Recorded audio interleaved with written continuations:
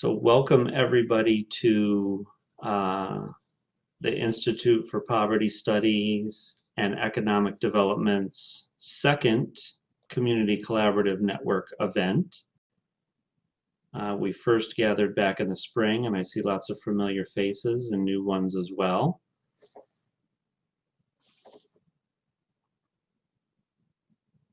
So yeah, if you'd like to just kind of continue with the polls and indulge us in just another couple of minutes as I see more faces coming in.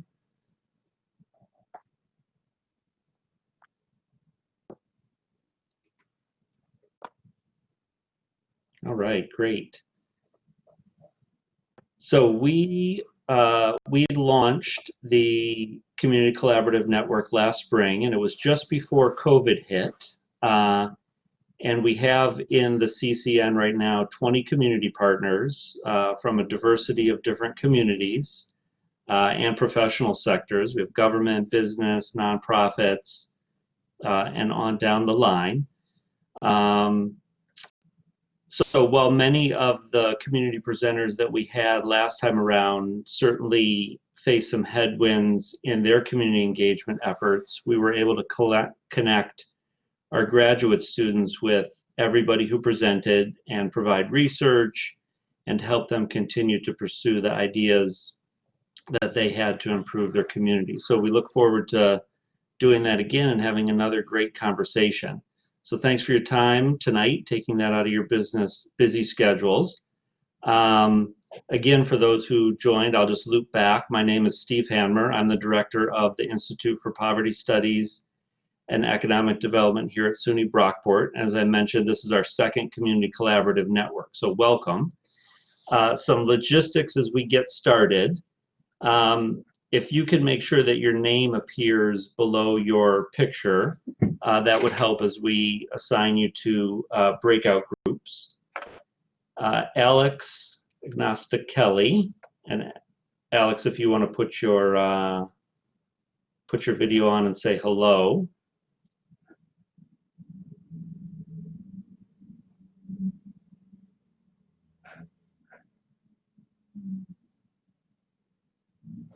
Or just say hello, is going to be here to answer your questions, and so you can drop her an individual message in the chat if you're having difficulty or questions. So that's Alexandra Agostinelli, and she's going to give us the results to our polls right now before we go straight into our agenda.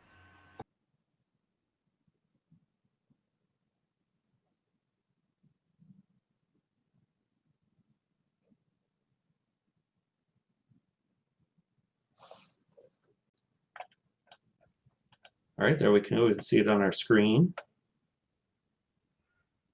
So go ahead, Alex. I didn't have anything to say. So a plurality of folks said that they have experienced food insecurity. And do we have the other ones to show, or just that one? It only allows one at a time.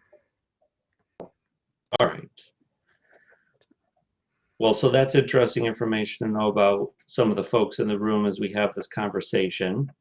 What I'd like to do is turn the floor over to Katie Kreuter, who is the Institute's graduate assistant and is responsible for organizing this event tonight. So I'll let her introduce herself and our guests and how the night's going to flow. So go ahead, Katie.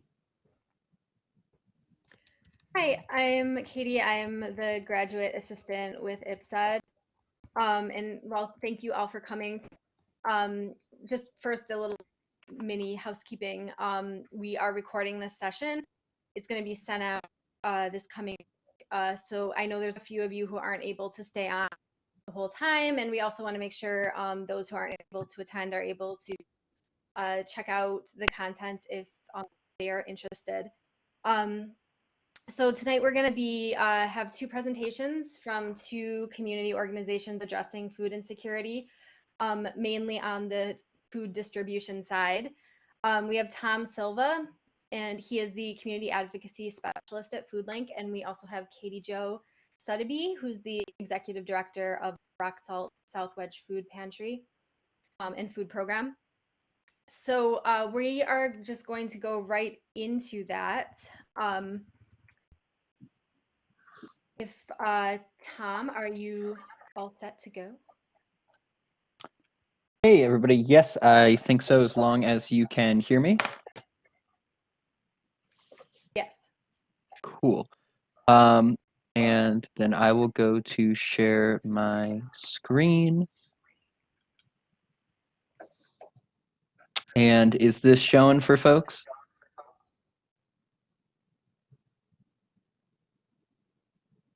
Yes. Okay, cool. Sorry. When I share the screen, I literally can't see anything except my own screen, so I'm just talking to my computer right now. But yeah, I am happy to get started. If there's a moment where you want me to pause or anything, Steve or Katie, just like give a shout, because like I said, I can only see the screen in front of me right now.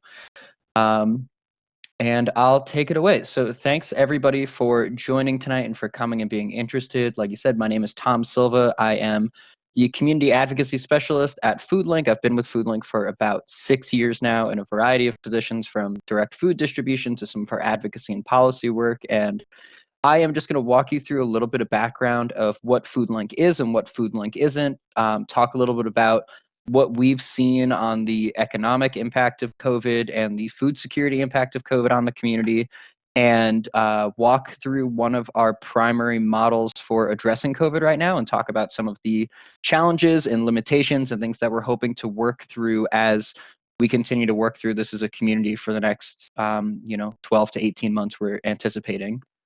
So Foodlink's mission is to leverage the power of food to end hunger and build healthier communities.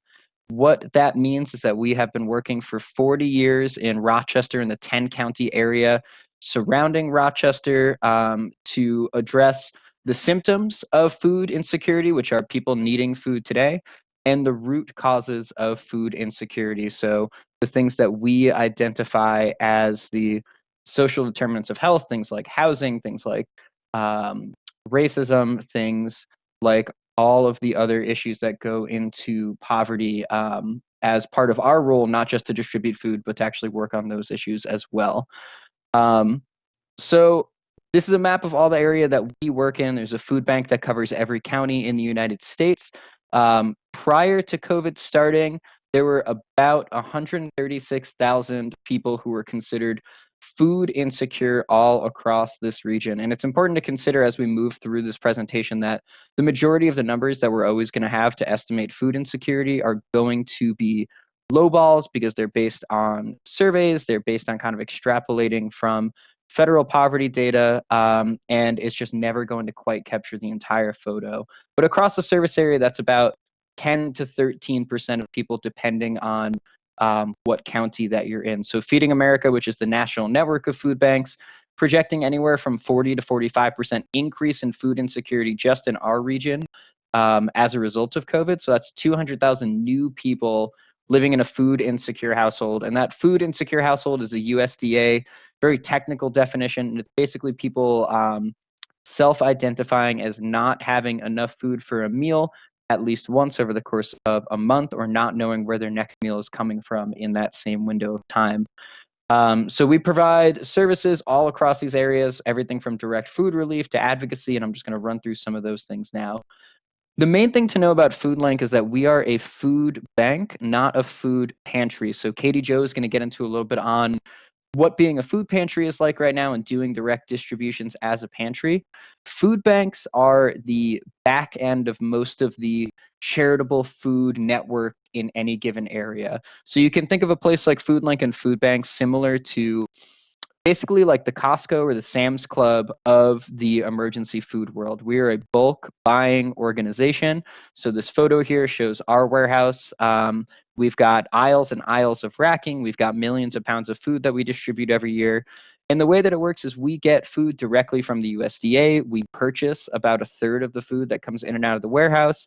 And we get food from manufacturers and farmers that we then redistribute out to the network of pantries, to the network of hot meal programs, to the network of schools, health, Head Starts, daycare providers, places along those lines. So as it says on the slide, last year we did about almost 21 million pounds of food. This year we're on pace to do over 28 million, and those are probably early conservative projections. So we're a little bit of an unconventional food bank because in addition to doing that kind of warehousing and distribution through this hub and spoke network, we also do a fair amount of direct community programming that's changed a lot during COVID. So we run a series of nutrition education programs that reach thousands of people every year. We do direct workshops in schools, in health centers, in YMCAs. We have our curbside market that is a fleet of 3 trucks that goes and actually retails fresh fruits and vegetables at places like affordable housing communities, health centers, to give people the option to buy fresh, affordable food right where they live. And we have an urban farm on Lexington Avenue in the northwest part of the city, where we have a really small commercial growing operation that puts some stuff on curbside, but the majority of it is being used by over 60 refugee families who come and grow food for themselves and grow food occasionally to sell on their own. We also have a community kitchen that produces meals for after-school programs and other programs around the city of Rochester. We have a career fellowship workforce development program that runs out of there.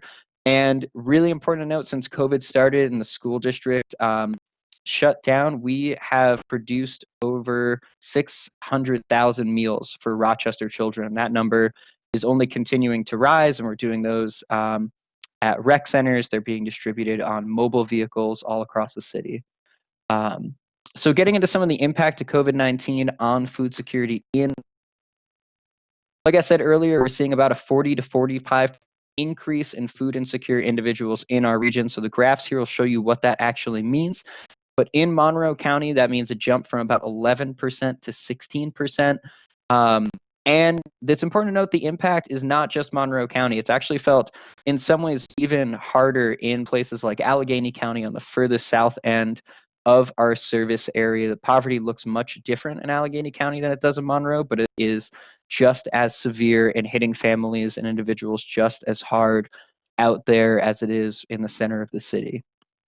And actually, if you look at Monroe County and you really dug into the city of Rochester and then you dug into zip codes like 14611 or 14621, you would probably see that percent food insecure number get closer to 40 to 50%, because I know it was hovering closer to 30% pre-COVID. And the intensity of food insecurity has increased as well. So like I said, there's kind of different measures that go through food insecurity within the last month, the last year. We are seeing a huge increase in people who are not just not sure where they're going to get food over the course of a month or a year, but people who are not sure, 10% of people not sure where they're getting food in a given week, let alone any period of time longer than that.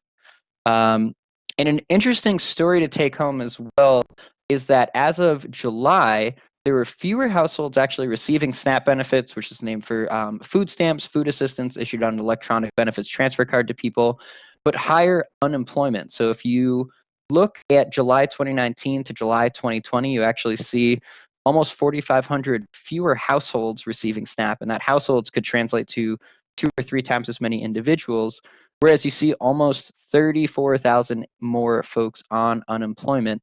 And the reason that you're seeing that is because from the CARES Act, increased unemployment benefits counted as income against programs like SNAP benefits. So by the time you hit July, you see far more people unemployed, but far fewer households actually getting SNAP. And then when August into September hit, there was a huge cliff of people that really spiked the need for the services that places like Katie Jo's organization are providing right now. And the demand for emergency food, especially at the beginning of COVID, has been huge. It's come in waves and it has not stopped. 60% just in the first couple of weeks since the pandemic started. 211 Lifeline, which is kind of the hub for all social service navigation in Monroe County and across the region, saw a huge increase in their website traffic, a huge increase in their phone call traffic for people trying to get connected to food. And 90% of those calls in the early days were about where to find food, how to get food. We're expecting to see a huge jump, not just in people, but in children in our area, especially as schools are closed and either remain closed or on a hybrid model or expect to be closed again during the winter.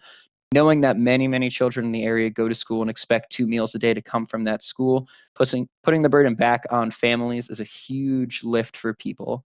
And we're planning on this to continue for at least a year and a half to another 2 years from where we are right now.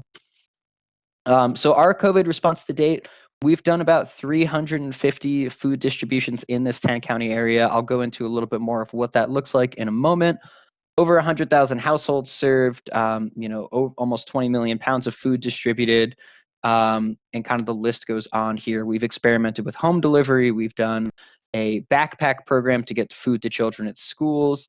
We've done these grab-and-go meals for Rochester children, and we've had, over 1,000 volunteers coming in and being a part of that effort.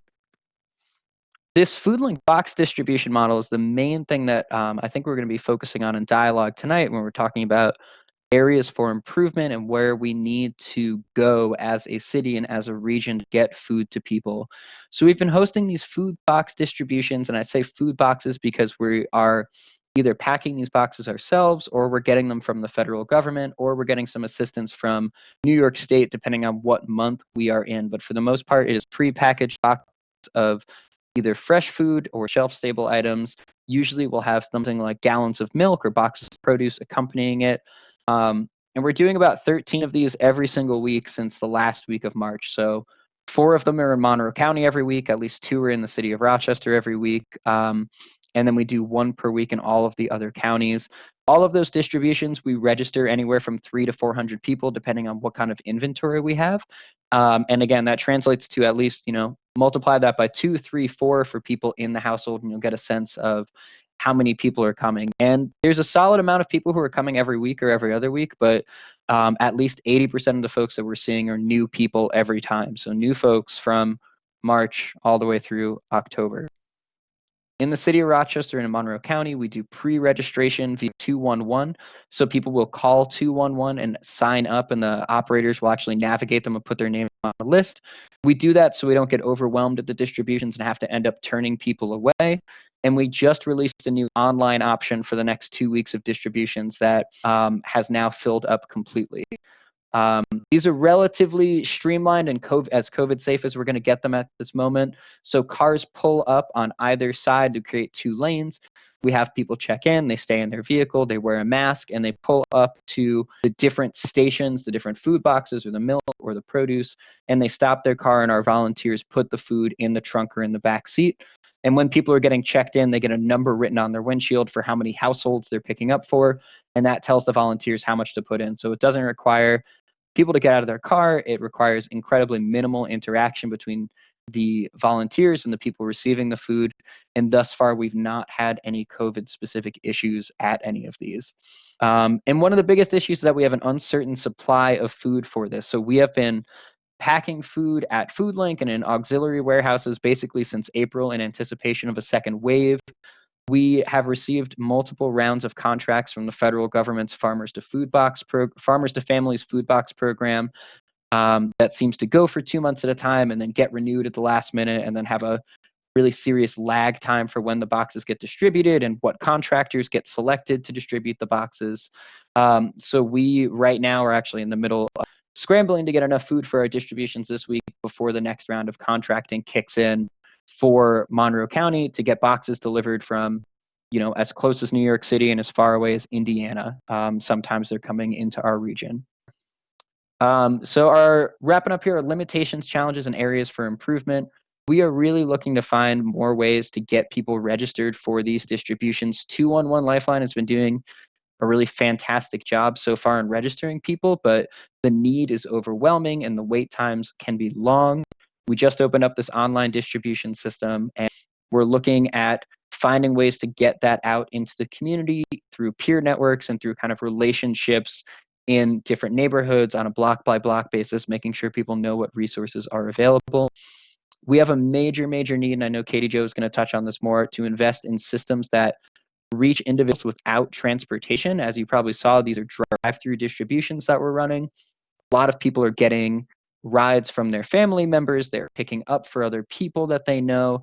People are taking Lyft. People are taking Uber to come to these distributions, but we're only reaching a real fraction of people who are actually able to sign up and get out to these. So coming up with a larger scale system is a huge priority for us.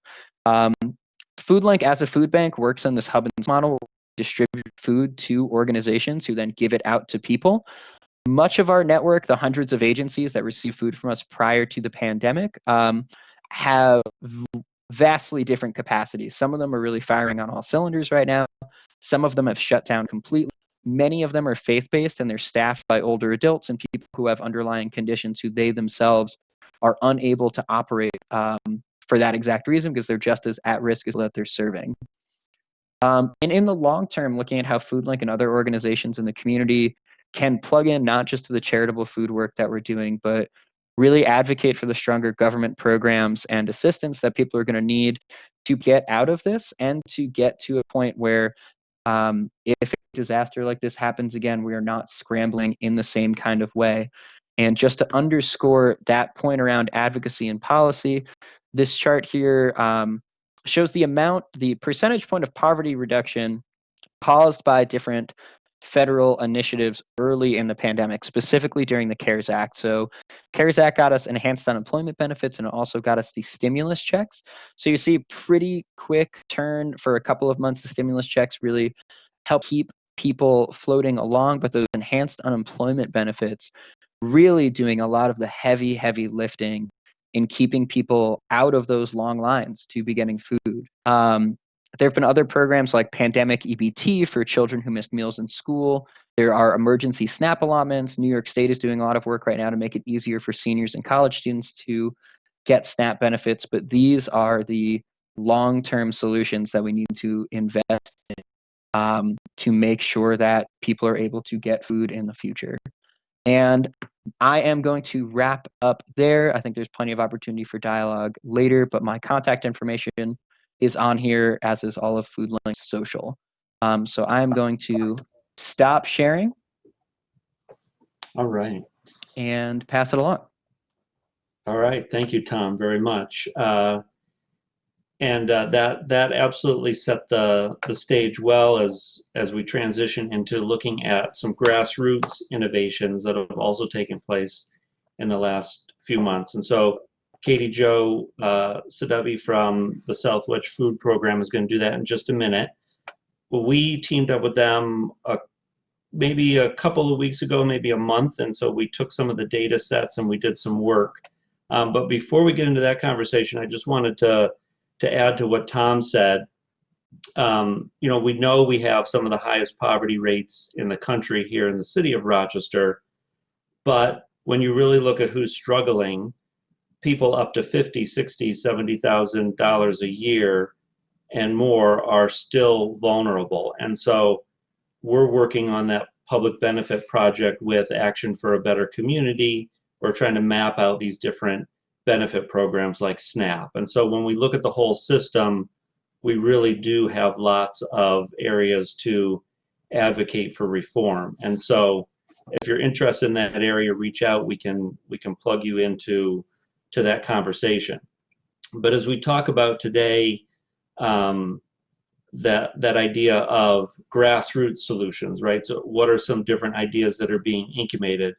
That's really where this community collaborative comes in. And so we're excited to hear everybody kind of listen and your ideas and to see where we can continue to do some of that learning as the system improves over time.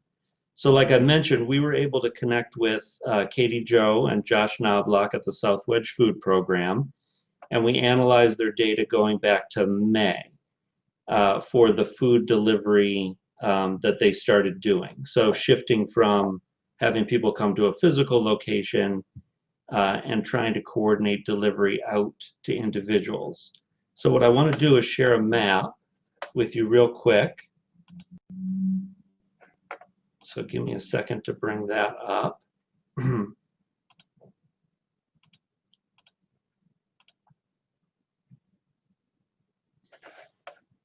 And so what you're going to see here, then go to presentation mode, that should blow it up a little bit. This obviously is not all of the deliveries that were done since May. And so what we want to show you is that where the South Wedge Food Program was doing 2,000 deliveries a month, really looking at where those existed and being able to see that geographically, is instructive. So if you take, for example, just looking at one of the zip codes, 14620 as an example is a good one. You can start to see that in September, there's a smattering of deliveries. And as you start to add on more months, August, July, June, May, and back to April, you see more deliveries coming online, you see repeat customers, and so it starts to give you a visual representation of what's going on geographically. And so we wanted to share that information, and then I'm going to show you one other thing, and I'm going to turn it over to Katie Jo. And that is to look at the providers by zip code. So another thing we did was we met with a group of emergency food delivery organizations last week and showed some of this data.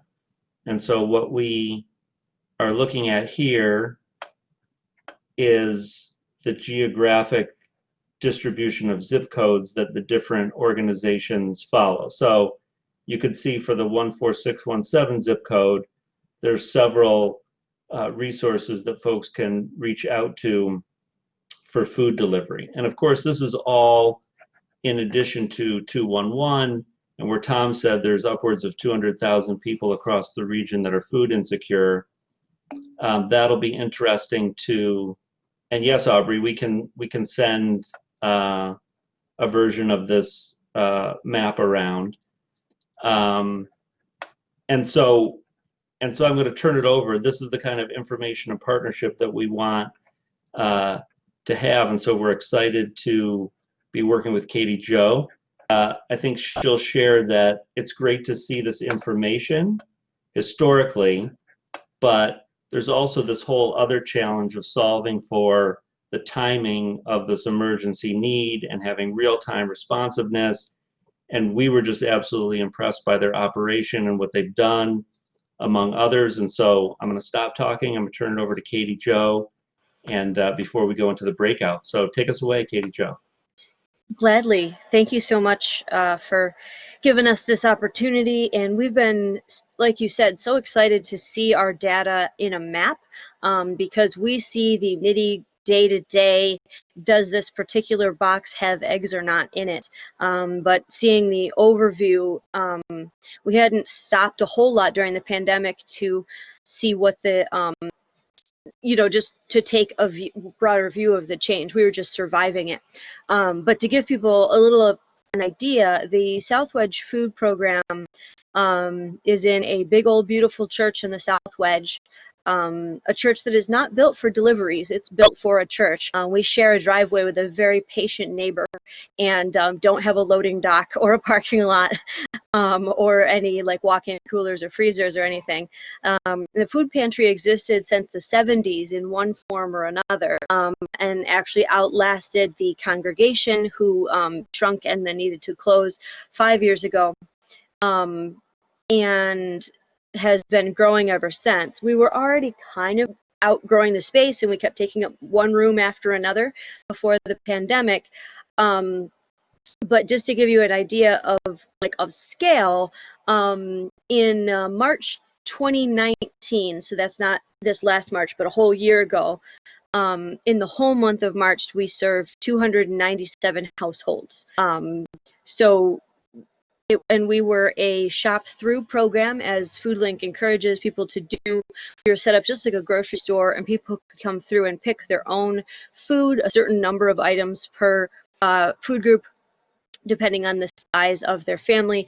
And that way it's much more empowering to the client, and they get to, there's very little waste because they don't take things they don't want. And so with a crew of maybe 15 volunteers and open 9 hours a week over 3 days, we served almost 300 households a month.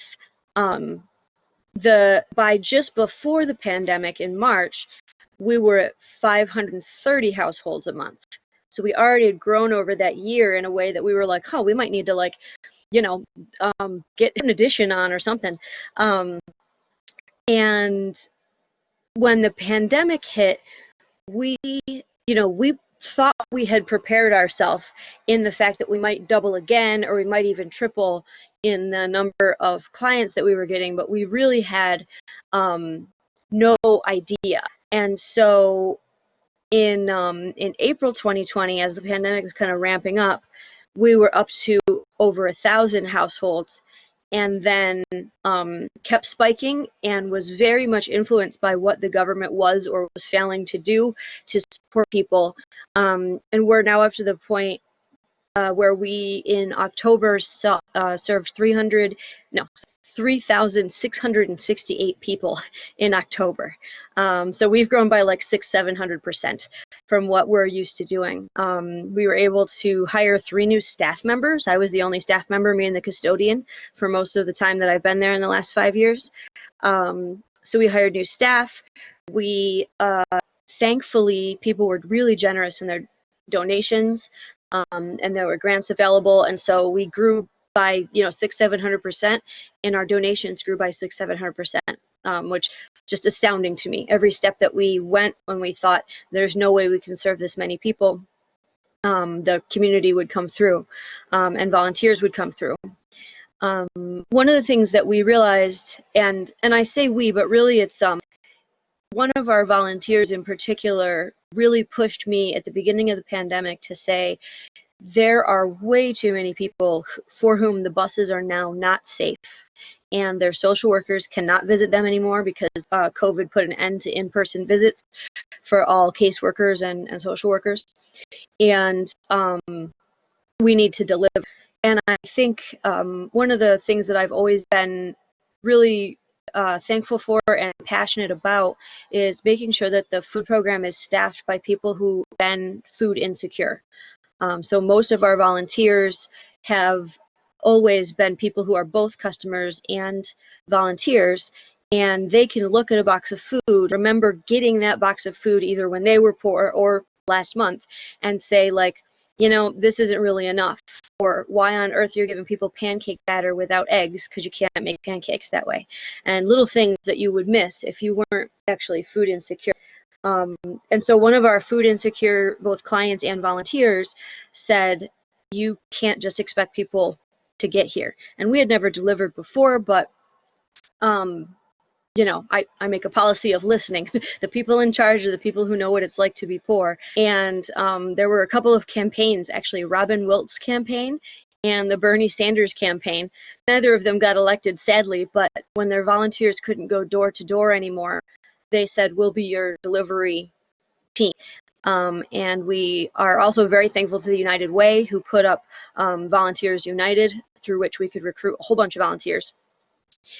And we were able to, in the matter of like a week or two, pivot from an in-person shopping, like one-on-one relationship building model to contactless pickup of boxes at our front door for safety, and then to this whole delivery, Instacart for the food insecure kind of program. And we now have probably about 50 drivers. We drive three mornings a week to all of the zip codes in and around Monroe County.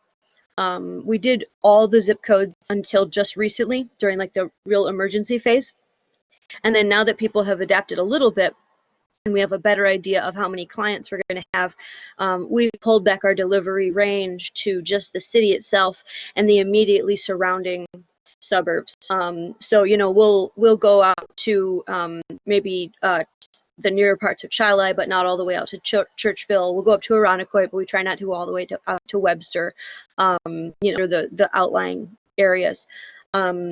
And as Stephen mentioned, we met with a number of other pantries who also had pivoted to a delivery model in order to continue to serve the many clients. The overwhelming majority of all of our food insecure Rochesterians don't have their own transportation, so they don't own a car, and or they are already immunocompromised or disabled in such a way that it was really impossible for them to get food. they would even have food stamps. You know, they'd have the money, but they couldn't actually get to the store to spend their food stamps. And so we got a lot of desperate calls, and our machine kept filling up every few hours. So we bought a bigger phone program with a bigger message bank so that people could leave up to 25 messages at a time. And we have volunteers who check every evening, clear the messages off, and call back the clients and let them know that their delivery is on for the next delivery day. So we didn't know how to do any of this. It's that fine line between grit and foolishness that made us think that we probably could just turn into a delivery organization. But we figured it out bit by bit. We used Google Sheets to keep track of our deliveries and our routes. And Josh, who's also on this call, has really been instrumental in like collaborating, coordinating all the volunteers. Because another thing that has been really challenging to many food programs is that you have to be able to social distance and run a pantry. And so we had to open up and kind of take over. It's good that nothing else was happening in the church at that point, because we took over the whole chapel, bits of the sanctuary, every Sunday school room, the hallway, the kitchen, in order to make it so there were only, 2 volunteers in a room or 4 volunteers in a bigger room. And we put some of the volunteers out in the garage, staging boxes to load into cars. So we don't have a plan for the winter as to how to turn them into little volunteer popsicles, but we're going to figure something out, because we always do. So delivering about 2,000 boxes a month on the regular now is our new and strange normal. And when we can't deliver to someone because they're in an outlying area, or because we're already up to, we had 158 deliveries a couple of Saturdays ago, so we delivered in a Saturday what we would have done in a month a long time ago, but or in 2 weeks anyway. And so if we can't take someone, then we try to refer them as much as we can to another pantry. And there's only maybe 5 or 6 pantries that deliver like we do now, and all of us made it up as we went along. And so we are trying to figure out how to plug the holes in the system. There's some holes that already existed in Monroe County, as far as like there's no food program within a certain amount of miles around a person, mostly in the like sort of semi-suburban to rural areas. But when you talk about only 5 pantries being able to deliver, then there are other types of holes in the food distribution network that Foodlink is trying to plug with their box distributions and with curbside markets and other things. And then all of us who deliver are also trying to plug those holes by referring, or sometimes by calling the churches in the area and saying, can you send a volunteer from Webster, for example, because the Webster pantry doesn't deliver, and we'll provide the food. We can't drive that far out 3 times a week. And so we're working on this whole system that we never thought we had to. And we're very thankful that Steve and Katie and the whole team from Brockport has kind of adopted us and taken us under their wing as far as helping the technology out. Because just like we invented the system and kind of built the ship as we were sailing, the technology part of that we're still building. And that's part of what we're here to talk about tonight, is sort of what do we need to go forward. One of those things is tech improvements. Another of those things, honestly, is just a bigger space. So if you've got a couple 100 square feet laying around somewhere, we may use them. And just making it so that this is sustainable. Not that it's going to replace the in-person shopping method. As soon as we can get back to that, to build real relationships and give clients choice again, we're absolutely going to. But we don't expect the delivery portion to go away, because it's just such a good service for the disproportionate part of the population that's disabled or immunocompromised, or has inadequate and unsafe transportation. So that is my spiel. I know I threw a lot at you, but I want to hand it back to Steve and the group, because I think we're going to do some discussions on how everybody can help. Thanks so much, Katie Jo.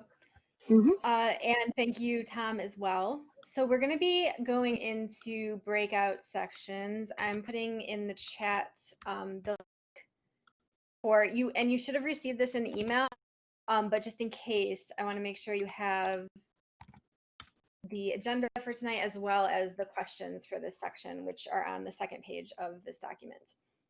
So we're going to be, as we take some time to digest, I know there was a lot in there. We're going to move into breakout groups broken up by sector as much as possible to discuss. And if you take a look at that second page, those are those 3 questions in the top bucket are what we're going to be focusing on. And then the 4 square underneath are some framing sections to shape those questions and shape the discussion. And some even more specific suggestions to focus on that came up in the presentations. The challenges around transportation, storage needs, space, how to best identify demand in Rochester, sustaining this for another year. And those are just a few examples, but just to get you going. And each group is going to have one of our MPA graduate students, our public administration graduate students, who will be assisting with note-taking and moving the discussion forward. And Steve and I are also going to be popping in and out of the groups as observers. And we're going to be looking at the ideas that come out of this discussion in our share out section. So please pick someone in your group who's willing to share out when we come back together in about 20 minutes. And so, yeah, when we come back, we'll talk about how we can amplify impact of food distribution in Greater Rochester based on what comes out of your discussions.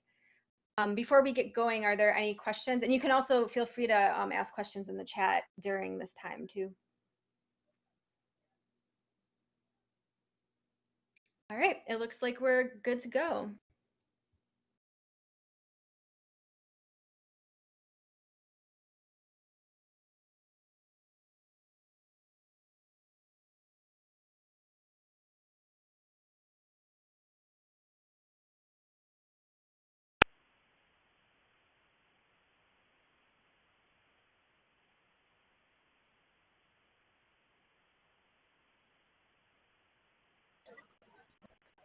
Hi, everybody.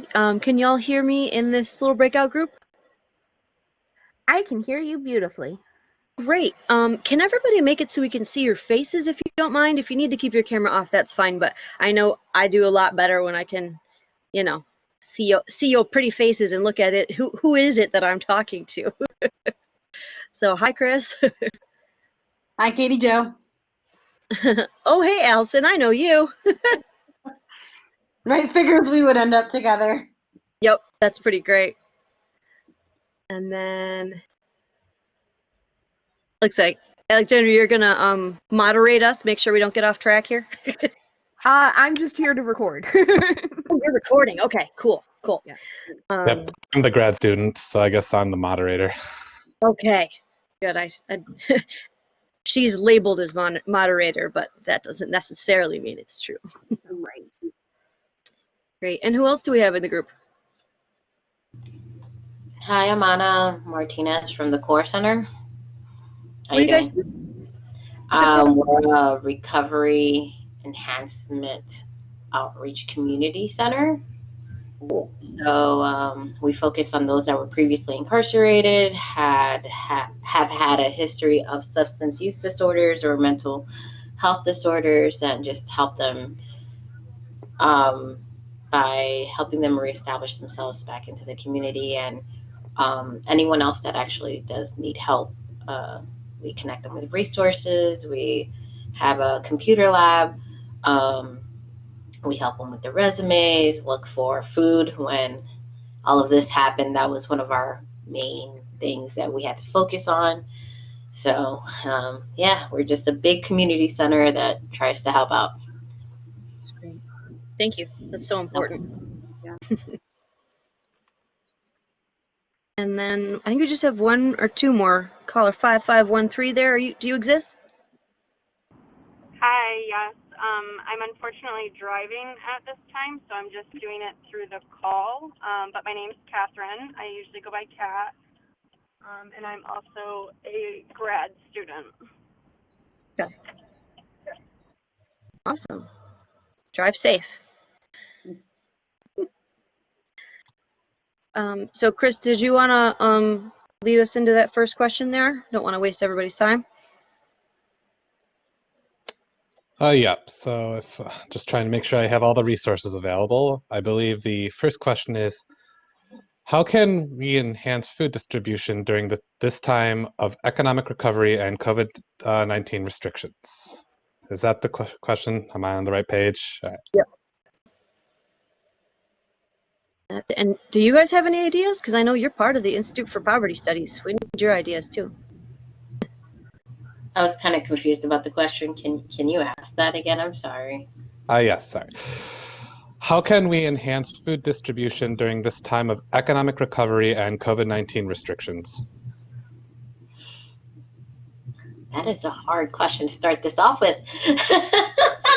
We're all trying to figure that out. I'm like, listen, we emptied out our pantry in the beginning because we used to have a pantry in the back. And then we've been just trying, whenever I see like resources on Facebook or something, I'm sharing it on our page. Like I'm collecting the information from other people because it's kind of hard trying to figure out how to make something better when everybody's trying to keep their head together at the same time. So that's a loaded question. Well, you're in a good group too, because so I run the South Wedge food program, and then Erin, who's operating as Allison over there, is the St. Mark's and St. John's food pantry, and we both do tons of that. So you can send people our way. We'll make sure we all exchange information. So send people our way. I was about to start writing this down. Hold on. Right. Yep. South Wedge food program, St. Mark's and St. John's. We're the rock stars. Well, yeah, we try to be the rock stars of the pandemic.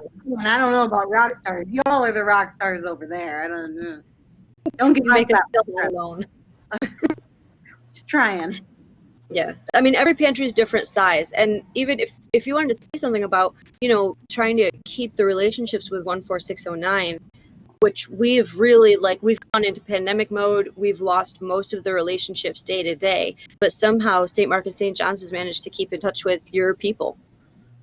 I don't know if you want to talk about how you did that, because I'm impressed by that, because we're just surviving, and then we're like, we'll get back to you next year to ask how your mom is. Right. I mean, I think we have a much smaller volume than you do is the first answer. So we only have 2 volunteers who are making the calls, so they call back the folks who leave voicemails, which means that they get to know some people better. And I just did a check-in with them a few days ago to say, like, how you doing? And they said that reducing our zip code range has significantly decreased the calls that they get, which then increases the amount of engagement they're able to have with folks. And then this as well is our hope is that for some of the Anna, for context, we recently took on the 14609 clients from South Wedge Food Program because that's the zip code that we are in, and we're hoping that some of those clients will become food shelf guests. And while sure the ideal would be that folks are not relying on either method of needing emergency food, people need emergency food. That's where it is right now.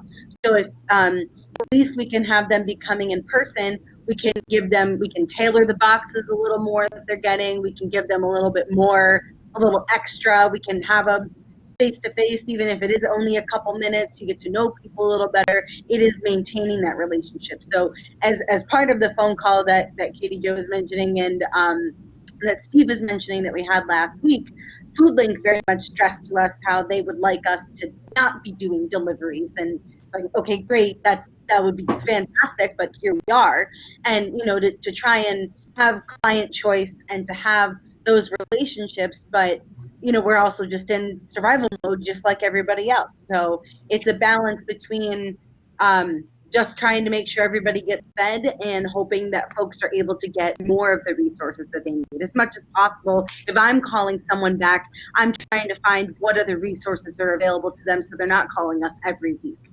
There was the RCSD food delivery pilot that was happening. Guess what? That's over. So now there's no food delivery for school lunches. So, that was even a hope and seemed like it was going to be a great thing, and then they cut it off. So there's not a lot that's available, to someone who's, say, 37 and single. If you don't have kids, if you had a job, but you, to the point that Tom made, you made too much to be on food stamps for a while. How do you get back into getting SNAP or get into it for the first time? And there's age restrictions too.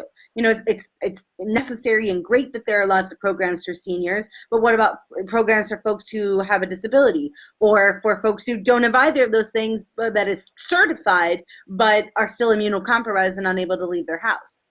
There's so many people who fall through the cracks that's who we're trying to support right now. And I mean, we don't ask a lot of questions. We don't really know how many folks are housebound. There's certainly a lot of people who I call and they say, oh, I'm not home right now. And it kind of makes me scratch my head, because why are we delivering to you? But, they could be next door. They could be other places, but it still is, we understand where people are at right now, and we're just trying to get them fed. And so, I mean, to answer this big overarching question that we're supposed to be discussing right now, I think the answer is building relationships as much as possible, trying our best to increase client choice, albeit not easy, increasing volunteers, resource sharing, and having enough consistent food. That's kind of where it's at. And fresh food options. I mean, I didn't even realize this, but when we have a farm stand in our neighborhood through October, and we had, I think, 4,200 pounds of food go through there, but we also were going to the public market and purchasing onions and potatoes so that we had, yeah, right, to round out. Sellers, we're getting Yeah. a good deal, $10 a bag. I don't know what you were paying. I don't either, but see, and that might be something we need to look into. So it's how can we maintain relationships, expand relationships, and make sure people get fed? That's where we're at. Yeah, and Anna, I'm interested too for something like the Core Center. One thing that me and the other folks that deliver from other pantries have been kind of playing with is like, do we deliver directly to everybody, or is there kind of an in-between like hub system? Like, since Core knows its people and has already built those relationships, like, and your food program was like kind of small and now is all emptied out, would it be the type of thing where, like, if you've got, say, 10 clients that need food, that you'd rather the food goes to you and then they come there? Okay. Right, because we, like, our default was just deliver it, but. Well, see, I was just thinking about that too. So one of the difficulties that we have is that the bus line stops about a mile away from us. Oh, man. Exactly. It's terrible. Miles a long way. It is, especially when we have people that they can barely walk the mile because they're limited to the amount of steps they're supposed to be having a day anyway. Mm-hmm. Right. So, and then carry a 50-pound bag of food back to the bus that mile. So we tend, in the beginning, we used to go to other, like, we probably went to your pantries a couple of times to feed our people. We would like ask them to call and we'll pick it up and we'll drop it off. But then due to the COVID, like, I used to drive out to Henrietta to drop things off for our people because they didn't have vehicles. But now that it's becoming the way it is, we had to start thinking about our own house because we're a very short staff. We're a very small staff, and there's only 4 of us inside. Exactly. And then it's like, well, if we're all dropping food off, who's inside our center? Well, if we're using all of our hours and our mileage, what money do we have to keep the lights on, type of thing? So it became the balance of how can we help. If we do have like, if it could be like a weekly thing that food can be dropped off, and then they'll take what they need versus taking all of it, that would be helpful, because then we could be like, well, here's some stuff, take what you need, take what you can carry with you, you know, which is what we've done before. And sometimes other people will give them rides, so that would help them as well. We if not, they'll just wait till one of us get off of work and we'll just take them on our way home. Is usually the other option. Where are you located? Where's Court? Court is at 803 West Avenue. It's right next to the Salvation Army. All the way past Tops and stuff, past the train tracks. Okay, so is that 1462? No. What's the zip code? 11. 1461. Yes. Yeah. We're by Buffalo Road. Yeah, and you have some pretty concentrated food insecurity over there. We deliver. Yeah. Yeah. Yes. And people, you know, it got to the point that we used to serve food, but due to COVID, we can't serve food like that anymore. So now it's like our participants aren't getting all of the things that we used to offer. Now they get limited amount of things that we can offer, like the computer. We can always clean the area. We can always find, like, I help find the resources one way or another. We're finding you food. That determination is still there. It's just, it becomes a hassle, you know? Right. So you weren't at the Link pantry, right? You just had a little pantry that was like people donated. It was a little pantry, but stop it, Freya. Sorry, my cat. We had a small that we used to refill, but we haven't been able to refill it because we had to cover other costs for others that they needed. So it was balancing the books kind of thing. There's a lot of people in that situation too. Like, there's Foodlink pantries, and you pay a Foodlink membership fee for the year, and then it's kind of like Sam Club. You get to like shop for the food for like 19 cents a pound or something, you know. So we pay a lot, but it doesn't make sense for small food pantries. And there's a couple hundred small food pantries that aren't Foodlink members that, you know, they can just get donated, and it's been good enough up until now. But it might be that one of the things we need to do to help in the pandemic, when like the smaller food pantries just got emptied out and you never recovered, you know, we can get a new truck full of food every week, you know, because us in St. Marcus and John's are Foodlink member pantries. You guys don't get a truck of food every week. So there might be a way to kind of partner where, you know, you're like a secondary distribution center, and that way you get food through, you know, through Foodlink, through us kind of thing. But we don't have to drive all the way out to your clients, or, you know, some sort of, there's always ways we can work this out. Absolutely. That'd be awesome. Oh, I'm muted. Sorry, woo, voice. Yeah, you guys naturally went into the second question, was how might we build or enhance a network for models of distribution leading in and from the community? And honestly, I start seeing you guys going into the third question, is what can I do personally and through my professional sector to address challenges and opportunities? So I think naturally we should go to the third one. Yep. And Anna, you're muted. I think your cat muted your computer. Sorry about that. Oh dear. Guys, she's a beautiful chartreuse cat. She's pretty awesome. Oh. Thank you. So I think that would be great, because then that would, one, bring back members that received help, but also we know we'll find a way to feed them, you know. So it would help at least hold them off for a while. We do receive numerous of members always coming for food, but we've been trying to like guide them towards other places because of it. So, I mean, if you guys want to link up, I will graciously, what y'all need us to do. We have the back room, which is empty right now. All we got is cans left. I have made lunches out of those cans for us, but I'm running out of cans, man. It's in shortage. It's real. Yeah. So, I mean, that is something that we could definitely do. We could be a secondhand distribution place. I don't think that my project director would be against it at all. Awesome. Foodlink might be a little suspicious. One thing that we got to figure out is like Foodlink doesn't in general want pantries to give food to other organizations. Like they want it to give to us to give it to people individually.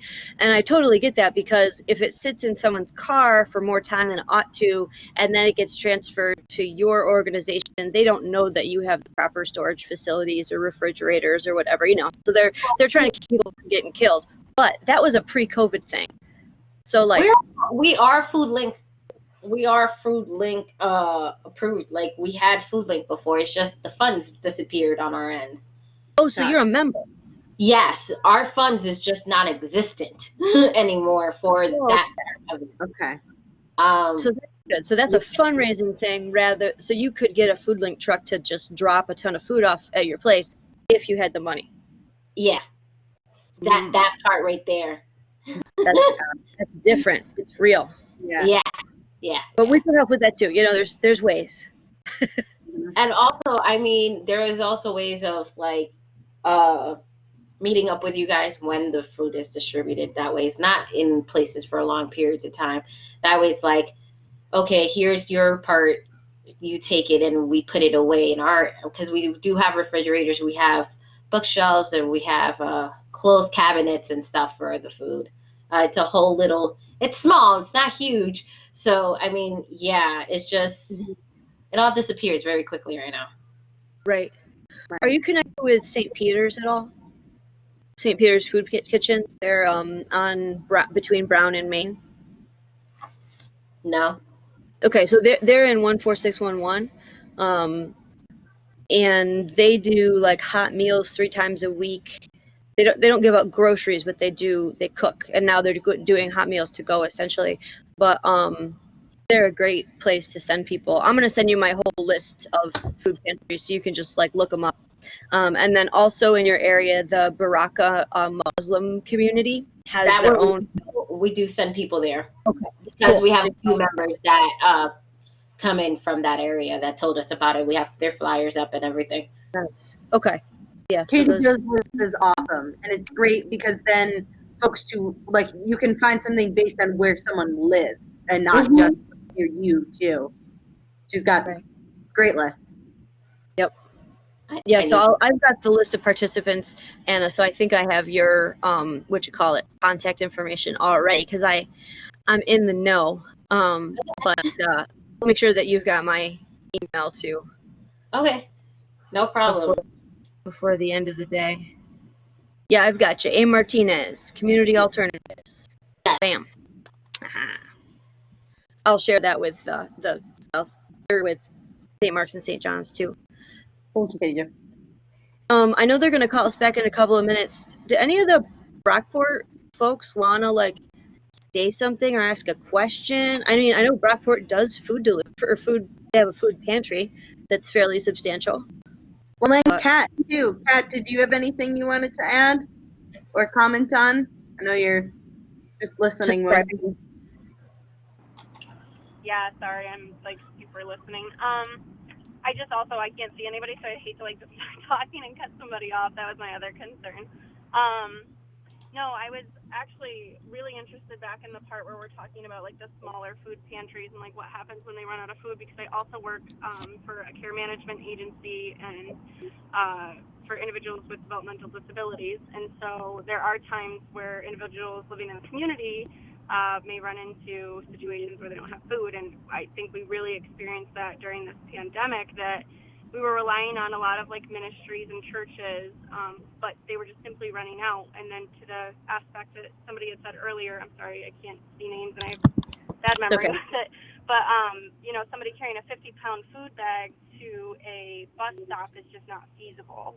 And so I think there's a lot to be done in the way of like accessibility, and especially, I mean, if we look even just beyond the scope of citizens with disabilities who may not even be able to use regular bus systems. They might rely on RTS access or Medicabs, and those also were affected during this pandemic. So I think that it's like a multifaceted situation, actually, and the pandemic, I think, brought out a lot of things that maybe just weren't initial thoughts, because it was easier to get places and it was easier to be able to go in somewhere or have something dropped off there wasn't such a concern. Yep. I don't really have a solution though, and so I feel bad like bringing it up. I can't think of something that would necessarily cure that problem. I just know it is something that I've thought a lot about during this pandemic. I'll be quiet. The dog's also Josh, you just got sucked into a different realm. Yeah, exactly. I don't know what happened. Like everyone's trading what groups we're in. I think they're trying to bring us back. Yeah. So, yeah, They just we're didn't trying to bring warn it us. back. They brought us. Oh, that was so much fun.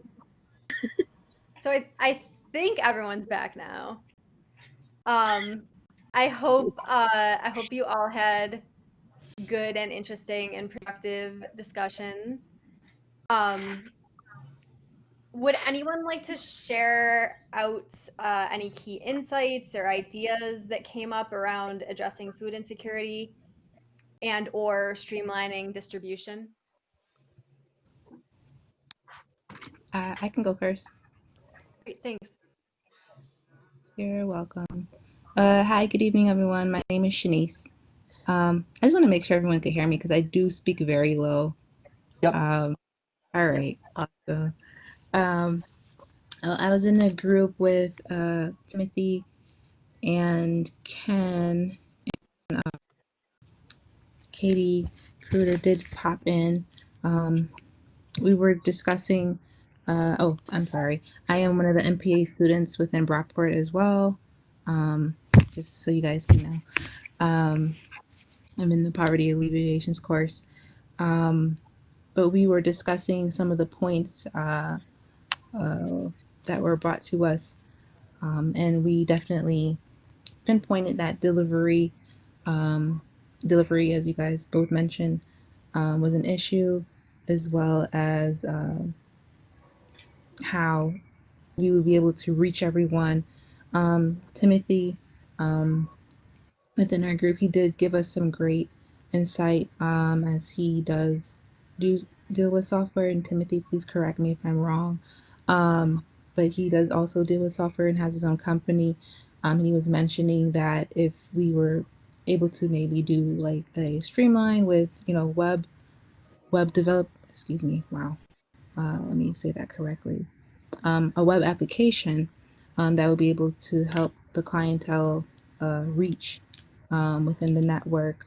That would be one way we can access more clientele, depending on what sort of network there is in our community that has that connection, that multi-connection for everyone, as well as either a mobile app software that would allow the clients to, maybe make a food choice and allow them to pick the foods that are available, I'm sure, to that allowed amount that maybe you guys do distribute out to. And then also having them be able to pick it up and or deliver it to the client. So that way, just like Katie Jo said, they're able to freely pick what they need, and there's no waste for what food items are being distributed. I know I also mentioned, and I agreed also with the mobile app piece, but I had to also consider those that don't have access to electronics and or internet themselves, where we'll be able to help them out in their need. My biggest piece out of it would be reaching out to areas or facilities that do have a large stream of people coming in, whether it is healthcare, whether it is recreational facilities with children, maybe putting some of the responsibility on those staff to give these children the information or give the adults the information, and not just have like a flyer or a something that's hanging on a wall, because people do look past that. Something more direct for you to say, hey, this is here, this is for you, take advantage of it. Me being a coordinator for individuals with disabilities, I've already kind of been stepping into that role with the talk of the whole next pre-wave of the pandemic coming, and just enforcing on many of my families, because I have given them out a pantry list time after time throughout the year to, go to, because the role that we had before kind of got taken away of us kind of delivering stuff and helping the families out as much. And I'm really a caring and giving person, so it kind of tramples me a little bit that I can't go out in the community as much and help, because there are people who are in need, and there's children in need as well. And just like Tom talked about earlier with the children having a high rate and their need for food, it kind of bothers me a lot because I'm from the district and I went to school, so now for me to see that these numbers have increased so much. And I would also, I'm not scared to say, like, I was a part of that food scarcity thing where I don't know, and there's been times where it's like I just don't know, you're just gonna have to throw it up there, that sort of thing. It really worries me. But and you make a good point there, Shanice, and I'm wondering if another group can kind of extend maybe your comment about how to circulate this app, or there were some other ideas too about not just an app, but how do we collect that demand? yes, I'll let the next group take over. Oh, well, isn't there like some apps right now that are putting a bunch of the informations together, like Unite Us and like 360 apps and stuff like that?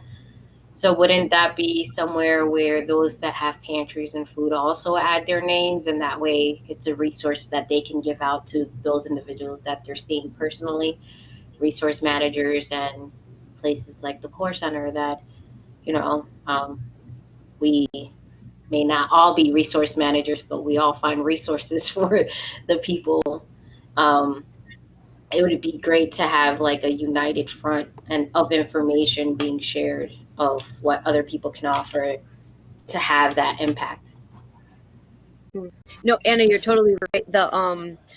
Those systems are being put in place and they're going to be awesome. And Stephanie Romney, who is in charge of that, she was on the call. She had to go.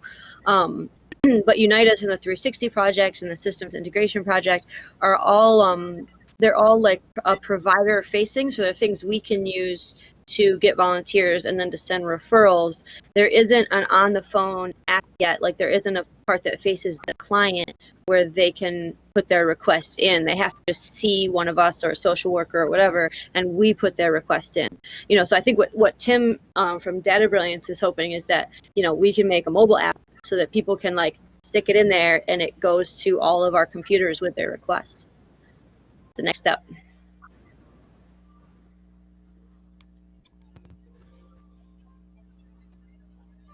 My brain's just processing that.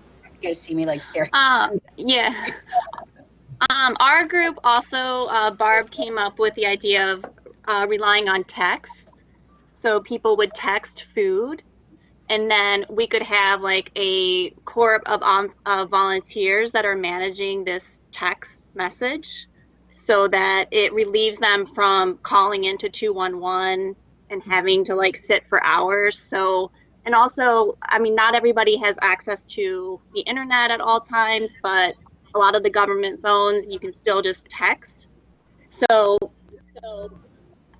I mean, Barb can talk more about it, but I just thought that was a great idea. So I My think what I was screen right now. Anybody Is it else? my screen that's going crazy? No, Yeah, I no, see too. they're going nuts. It's okay, Barb, go right ahead, even though we're jumping around on the screen. yeah,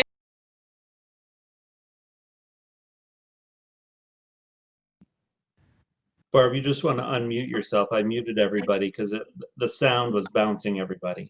Okay, go there ahead, we go. Okay, I'm sitting there going, wait, instead of talking, somebody muted me. So, all right. What I was looking to share is, I think what was unsettling for me, and I'll probably use the word mortifying and dehumanizing, was the fact that people every 2 weeks had to go into 211 and let people know again that they need some help, right? And how can we streamline that process? And you would think that we could come up with like any there should be a text number that we can set up, and that's what we were talking about. And so they get a client ID, or they may not be assigned an ID yet, and there could be a lot more effective, or I should use the words efficient, system of being able to get their request in without sitting on the phone for what can be 2 hours. Every 2 weeks. I just can't even comprehend what that would feel like in that desperate situation. And so the technology is out there. I think I'm glad to hear you mentioned that you're working with some technology folks, whether it's an app or, right now, I don't know what that cost would be. Just setting up that ability to text in would make it much easier. I see that Josh has his hand up and Shanice has her hand up. Josh, do you want to go first? Yeah, so just to touch on a few things, to Barb's point, they shouldn't have to be calling 211 every time. Once they initially go through 211 and get hooked up with someone like us, we should be their point of contact. And the reason they would call back every month for food is because, like I think both Tom and Katie Jo indicated earlier, this isn't supposed to be a long-term solution. And granted, the numbers are growing. Sometimes people do not need it the next month. So to not waste and be sending drivers out and food out to places that it isn't needed, the repeated request is necessary. Luckily, when they're directly in contact with an organization like ours, they're not waiting on the phone at all. Either it goes to voicemail and that is confirmed as soon as the voicemail checkers check it at night, they email in, or they talk to a person live during the hours we're open. And as Shanice was saying, there is a technological issue because some people can text from, whether it's their government phone, their independent phone. Also, though, especially in some of these buildings that have a lot of elderly folks, we're calling landlines. Like, there isn't a text. And I know that because if they don't pick up the first time I try texting them, and my phone will tell me you're texting a landline. So there's still a technological hurdle to jump there. And to Shanice's other point about people do ignore sort of things that are right in their face, that's very true. Like, I basically had to beat the block and go and to neighborhoods and hand flyers to people, because if you're just putting them on storefronts or on bus stops or in your packets of food or what have you at social centers, people walk right by them because they're not reading it. There's always something posted somewhere. Person to person interaction of like, oh damn, someone cares enough to come to the block and give this to me and tell me there's help if I need it, was probably the most effective way of getting people to realize a resource existed. There was an idea in the one subgroup, and Barb, I don't know if you want to field it, or Amy or Tom. I remember you saying that a text could go out to somebody to avoid delivering food where it's not needed, where that person would then have to confirm that they needed it. And so maybe thoughts on that. I know that came up.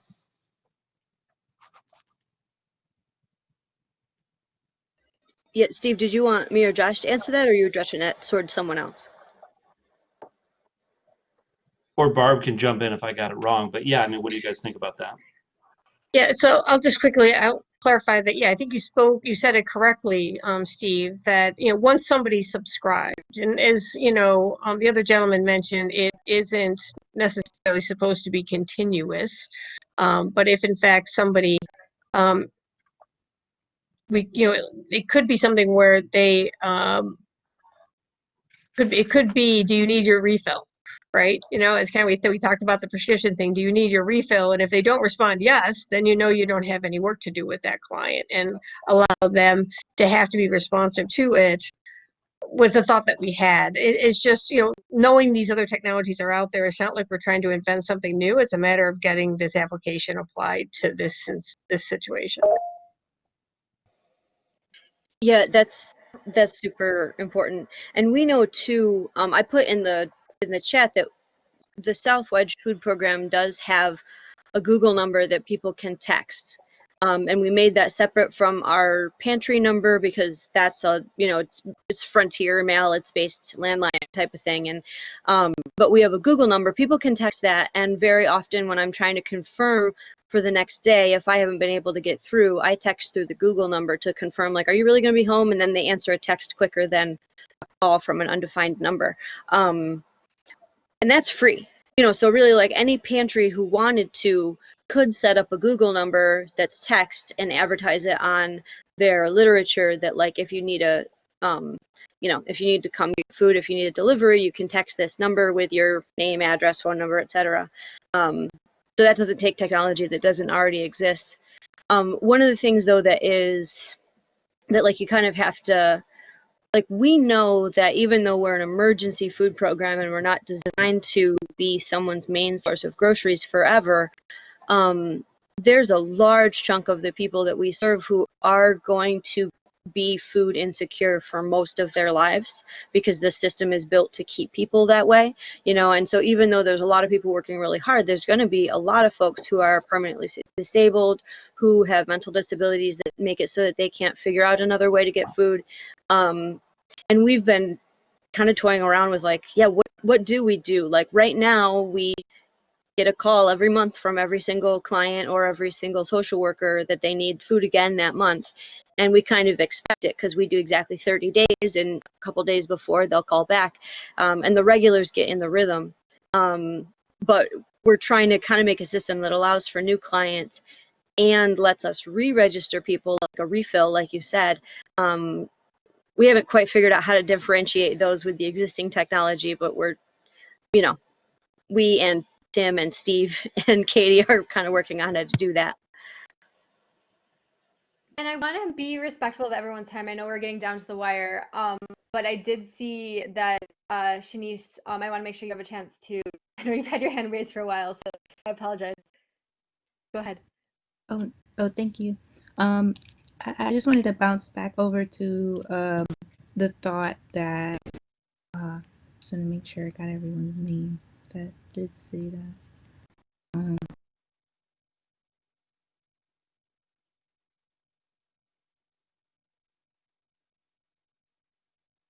She's muted.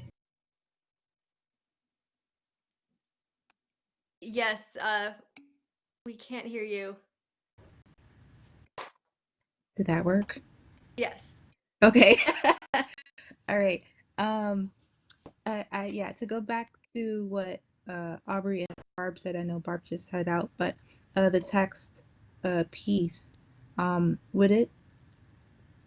do you think it would be appropriate to send out like a mass area text that said, you know, food support at, you know, certain locations, maybe enter in your zip code for the nearest pickup area or something like that? People, I'm just thinking about that because, you know, how we get Amber Alerts, those are sent to everyone if something close by or within a certain proximity happens. Would that be something maybe possible to do? Aubrey, Yeah, are you responding to that? Oh, sorry, Katie, I didn't hear you. Oh, I saw Aubrey raise her hand. I wonder if she had a response to your question. Oh, yeah, sure. Maybe not. Help me? Can I share? Am I allowed to share? Hi, Can you hear you me? were muted. Yes. You're not now. I'm not muted? No. Okay. My initial reaction to that idea is the concern that it may not, and I'm going to try to say this as sensitively as possible.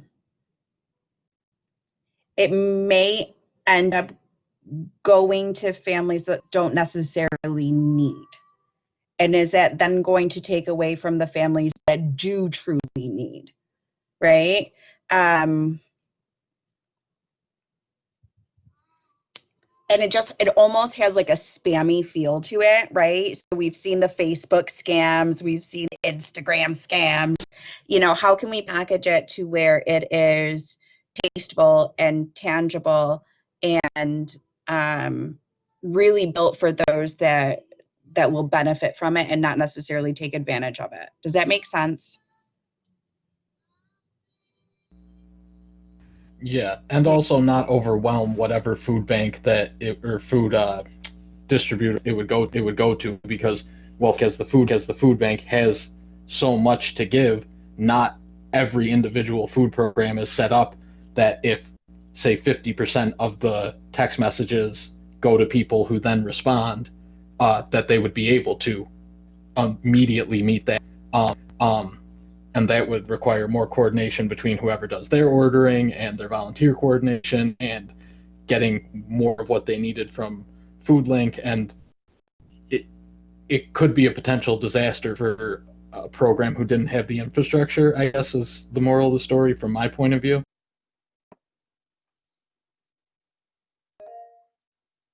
Yeah, I wanted to add too to that like I think that's an awesome idea, and I even have a friend who owns one of those Amber Alert companies who like contracts with a township to say like, what do you want, in what kind of emergencies do you want, what texts, or what, you know, this is the message from the town kind of thing.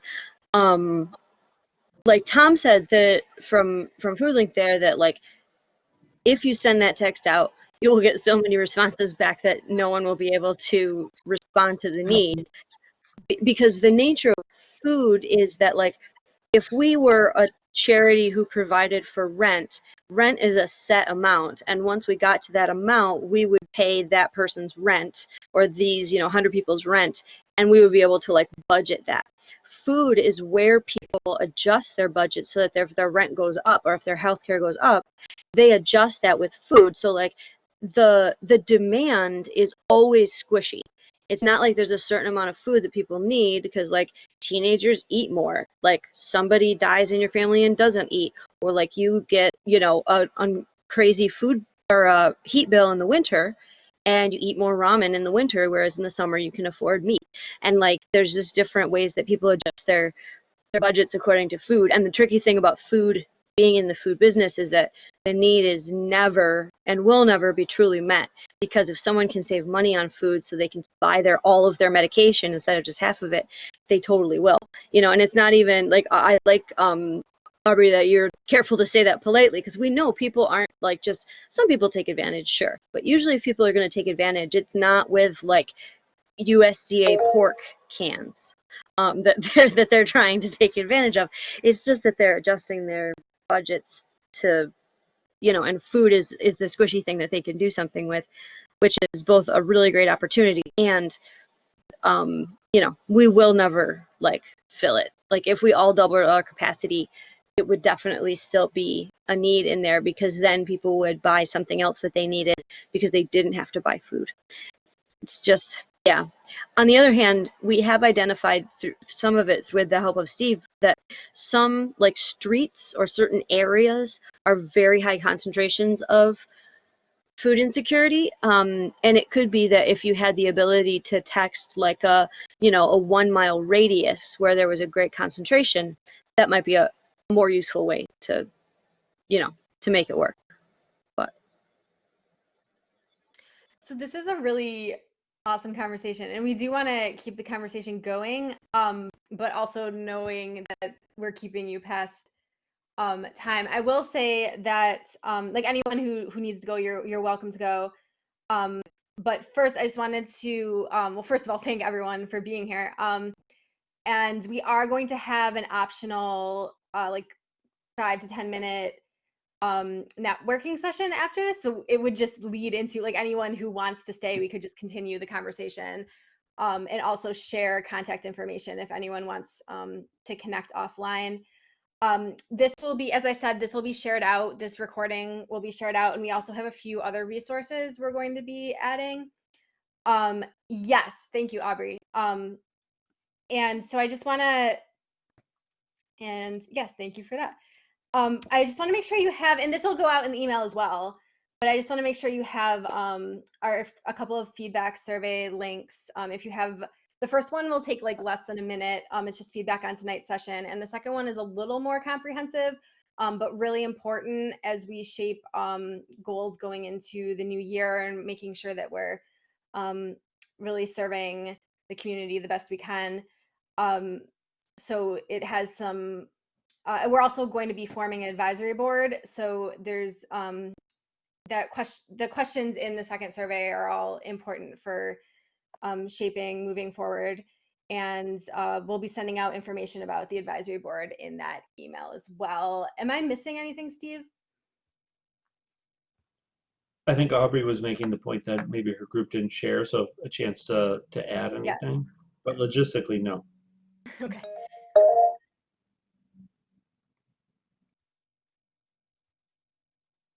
Go ahead, Aubrey. Where's my? She took all the notes. That's me. I'm here. Oh, is that Kayla? Yeah. That's me. So my name is Kayla Siddig, and I am also one of the graduate students in the MPA class here tonight. You know, I was kind of waiting to see if we could interject at a place that it didn't take away from the rest of the conversation, because our group went a little bit of a different direction, but it was still really, really helpful information, I think. So we talked a lot about just the maps and the data that were shown kind of back on the presentations, and just the ways that that could maybe be used going forward to identify really key areas of need in the city, and then use that to collaborate with businesses, faith organizations, different local places within those zip codes that really could be key areas of need to focus on, and then getting names and information out to connect them with resources or identify others maybe who have need in that area. So that was one really interesting point that I think Aubrey had made, and that we talked a little bit about during that. And then another couple of key points we talked about, collaborating with different businesses maybe that have manufacturing or different things to offer for food storage, or just different logistical aspects of the organizations for food distribution. And finally, we wrapped up talking a lot about being on the same page, and just the idea of so many organizations right now out there competing over things like funding and things. Maybe that we could unify a lot of the organizations through looking at some common goals for the neighborhoods and for the community, and just trying to get a little bit more on the same page in order to promote that kind of whole person-centered care. So Aubrey and Josh were both in that group. If you have anything to add that I missed, please feel free. But I think that was everything I had written down.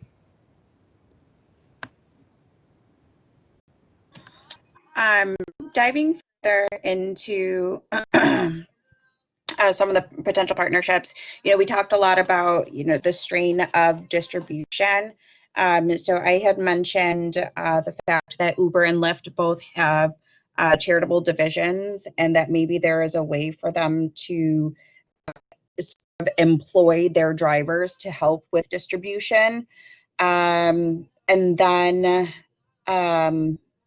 for South Wedge, I suggested leaning in on some of your larger HVACR organizations that might be able to help get you a walk-in cooler. I know that, even with Isaac, we have a 30,000 square foot training facility right off of Mount Read Boulevard that has, I'd probably say, at least 10,000 square foot of raw space.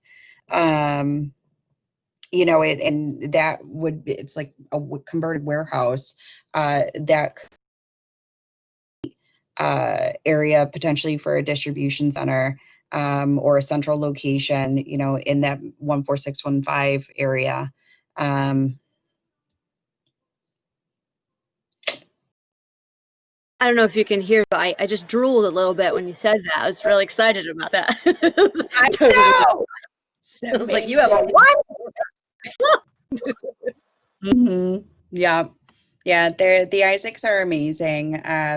I was telling my group, we are a for-profit organization with a very nonprofit mentality. We believe very fully that the way you make money is giving back to the community. So we do things a little bit differently. We're very, very progressive. And I told my group, we're not really afraid of offending people or hurting feelings. We're more concerned about getting results. So, we need radical waymakers. We need people that have the courage to stand up and shake the status quo, and encourage people to get out of our own way and get the red tape out of the way and get our personal walls of nonprofit privacy, to share our cards and share our best practices so that we can continue to impact in a really, really positive way. There's tons of money in New York State. Okay, there's tons of money out there. There's enough for everybody to get what they need, and it's a matter of getting it to the people that actually need it the most, in my opinion.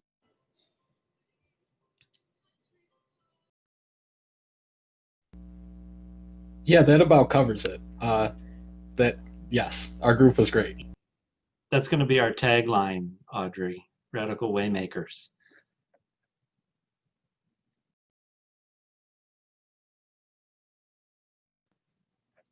Well, as hard as this is to do to wrap things up, Katie, do you want to just kind of thank everybody, and then I don't know if we want to do the networking. We're kind of down to a small group, but I'll leave it to you to wrap it up.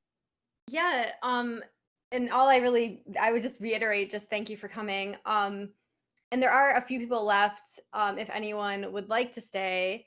Otherwise, I know Katie Jo shared her contact info, and so did Tom. So we'll put that out to the larger group when we send out the follow-up email this coming week. But we wanted to just make sure there was time in case like there were any burning questions or any burning, oh, I'd really like to talk to your organization about X or Y that came up tonight. We just wanted to make sure there was a chance to have that come out here.